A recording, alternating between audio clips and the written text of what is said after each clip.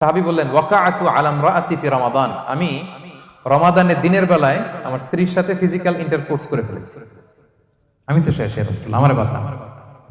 এবার রাসূল সাল্লাল্লাহু আলাইহি ওয়াসাল্লাম বললেন হাল তাজিদু মা তা'তিকু রাকাবা, তুমি কি একটা দাস আযাদ করতে পারবে? কাফারার মূল বিধান হচ্ছে দাস আযাদ করা অথবা 60টা রোজা রাখা অথবা 60 জনকে খাওয়ানো। ওকে, তো রাসূল সাল্লাল্লাহু আলাইহি ওয়াসাল্লাম বলতেছে তুমি কি একটা দাস আযাদ করতে পারবে? উনি বলল না, আমার তো এই সক্ষমতা নাই, আমি পারবো না।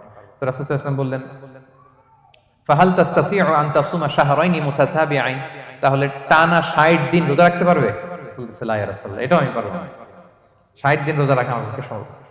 এরপর রাসূল সাল্লাল্লাহু আলাইহি ওয়াসাল্লাম বললেন ফাহাল তাজিদু মা তুতঈমু 60 মিসকিনান, তাহলে 60 জনকে খাবার খাওয়াইতে পারবে? বলতেছে না, এটাও পারবো না। তো কোনোটাই সে পারবে না। এবার উনি বসে রইলেন। ফাউতিয়া বিআরাকিন ফিহি তাম, হঠাৎ করে রাসূল সাল্লাল্লাহু আলাইহি ওয়াসাল্লামের কাছে এক ঝুড়ি খেজুর